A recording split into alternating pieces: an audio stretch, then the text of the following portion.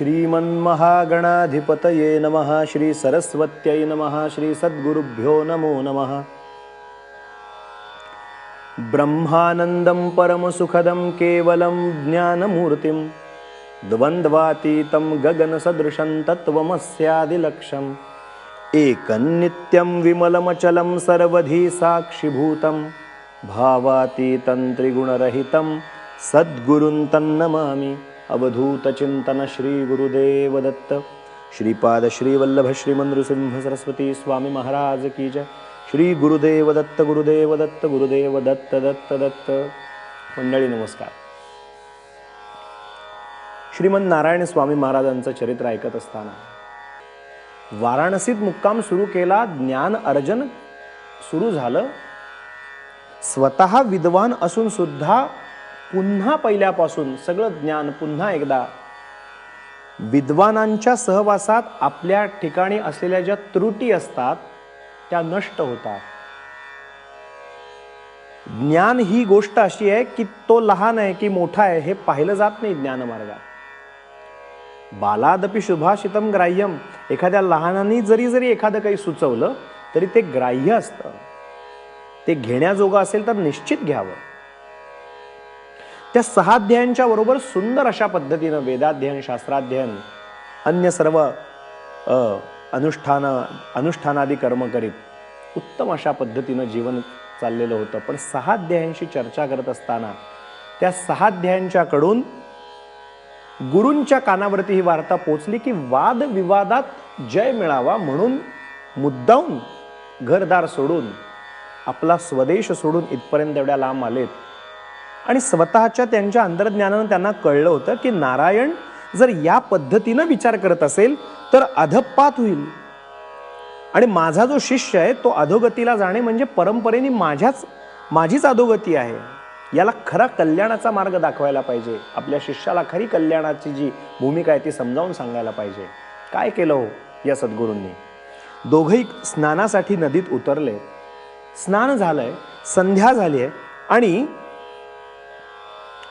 गुरु महाराजांनी सहज प्रश्न विचारलाय।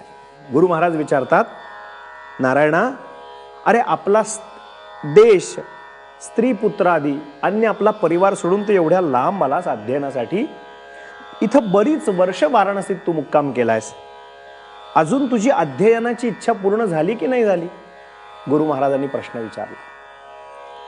काय उत्तर दिलंय नारायण शास्त्रींनी? नारायण शास्त्री म्हणतात, महाराज अहो शास्त्र हे अनंत आहे आणि माझी बुद्धी हे शास्त्र ज्ञान अवगत करण्यासाठी अत्यल्प आहे।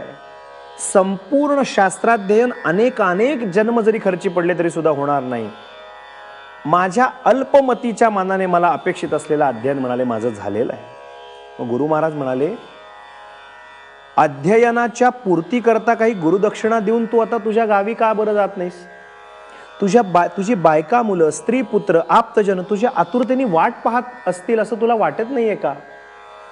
या संपूर्ण ज्ञान अर्जन करण्याची भूमिका आता परिपूर्ण झाले, यथायोग्य गुरुदक्षिणा देऊन तू स्वगृही परत जावंस असं मला वाटतं।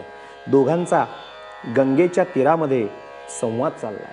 बघा, गुरु महाराजांचं वाक्य ऐकलं आणि नारायण शास्त्री म्हणतात, महाराज माझ्या शक्तीप्रमाणे मी आपल्याला यथामती यथाशक्ती दक्षिणा द्यायला तयार आहे। गुरु म्हणतात, दक्षिणा द्यायला, गुरुदक्षिणा द्यायला तू तयार आहेस, मी तुझ्या शक्तीच्या बाहेर अशी असलेली कुठलीही गुरुदक्षिणा मागणार नाही, पण मी गुरुदक्षिणा देईन असं नुसतं बोलून चालणार नाही, भागणार नाही। त्यासाठी तुला हातात पाणी घेऊन आत्ताच्या आत्ता गंगोदक म्हणजे इथे जलोदक उदक सोडलं पाहिजे, गंगेमध्ये पाणी सोडलं पाहिजे। पाणी सोडणं म्हणजे पक्केपणा आला। तू पाणी सोडून मला सांग की मी गुरुजी जी मागतील ती दक्षिणा त्यांना देईन। नारायण शास्त्रींना अत्यानंद झाला। ते म्हणाले, महाराज जर आपली आज्ञा असेल की गुरुदक्षिणा दिल्यानंतर मी स्वगृही जावं तर मी निश्चित जाईन, आणि दुसरी गोष्ट जी तुमची इच्छा असेल त्या इच्छेप्रमाणे म्हणाले मी करायला तयार आहे, पाणी सोडायला तयार आहे। हातात गंगोदक घेतलंय, पाणी घेतलंय आणि सांगितलं, बोला काय गुरुदक्षिणा देऊ मी आपल्याला? तुम्ही जे म्हणाल तो संकल्प करून आता पाणी सोडतो। गुरु महाराजांनी त्या नारायणाकडे पाहिलं आणि म्हणाले, मी जे मागीन ते नक्की देणार ना? डगमगणार नाहीस ना? बघ, विचार कर, अजून विचार कर. नाही नाही म्हणाले गुरु महाराज, तुम्ही सांगा. पाणी हातात घेतलेलं आहे, तुम्ही फक्त सांगा संकल्प काय करू, तुम्हाला काय अपेक्षित आहे. तुम्ही स्वतःहूनच म्हणालात की तुझ्या शक्तीच्या बाहेरचं मी काहीच मागणार नाही. महाराज, शक्ती देणारेही तुम्हीच आहात आणि यथायोग्य माझ्या कुवतीप्रमाणेच मागणारे आपण समर्थ आहात, सद्गुरू आहात. तुम्ही जे मागाल ते मी आपल्याला देईन, अगदी निशंकपणे देईन. तुम्ही फक्त मागा. ज्यांच्याकडे ज्ञान घेतलं त्या गुरु महाराजांनी एक शब्द दिला. ते म्हणाले, हातात पाणी घे आणि म्हण. काय म्हण? आजपासून मरेपर्यंत कोणाशीही तू वाद करणार नाहीस, वाद करायचा नाही. ही तुझ्याकडून मला गुरुदक्षिणा पाहिजे. हे शब्द कानावरती पोहोचले. नारायण शास्त्रींनी पुढचा मागचा काहीही विचार केला नाही. काशी विश्वेश्वराचं स्मरण केलं. आई भगवती गंगेच्या पात्रात दोघं गुरुशिष्य उभे आहेत, हातात पाणी घेतलंय आणि हातात पाणी घेतल्यानंतर संकल्प केला नारायण शास्त्रींनी. ते म्हणतात, आजपासून गुरूंच्या आज्ञेवर हुकूम, आज्ञेप्रमाणे मी मरेपर्यंत कधीही कोणाशी कुठल्याही पद्धतीचा वाद करणार नाही. हीच गुरुदक्षिणा जी गुरु महाराजांनी मागितली ती मी आजपासून देतो. म्हणून पाणी सोडलं गंगेच्या पात्रामध्ये. काय गोष्ट आहे, काय चरित्र आहे, काय आख्यान आहे. बघा, प्रतिज्ञा केली, पाणी सोडलं, दोघे गुरुशिष्य कृतकृत्य होऊन परतले. नारायण शास्त्र्यांनी त्या दिवशी गुरु महाराजांच्या घरातच गुरुपंक्तीस गुरुप्रसादाचं सेवन केलं. गुरुजींच्या बरोबर जेवले. गुरुसेवा करून रात्री एकांतात शय्येवर असताना मी घरदार सोडून मोठ्या कष्टानं दिग्विजयी पांडित्य संपादन करण्यासाठी इथपर्यंत आलो. पण पांडित्याची मला काही कल्पना नसताना गुरु महाराजांनी ते मला देऊ केलं. परंतु जसं ज्ञान एकलव्याने घेतलं पण त्याचा अंगठा काढून घेतला द्रोणाचार्यांनी, तसं अगदी गेली काही वर्ष मी इथे राहून एवढं कष्ट सोसून हे ज्ञान घेतलं. पण गुरुदक्षिणा म्हणून गुरु महाराजांनी कोणाशी वादच घालायचा नाही हीच गुरुदक्षिणा मागितली. आता मी सुद्धा दत्तम म्हणजे ते दिलंय, शब्द दिलेला आहे. मग विचार असा सुरू केला नारायण शास्त्रींनी की स्वगृही शब्द फार महत्वाचा आहे. स्वगृही, अप्रतिष्ठितपणे स्वगृही राहण्यापेक्षा गुरु गुप्त रूपाने मृतवत इथून पुढे आता काशीतच राहूया. मनामध्ये ते खाऊ लागलं.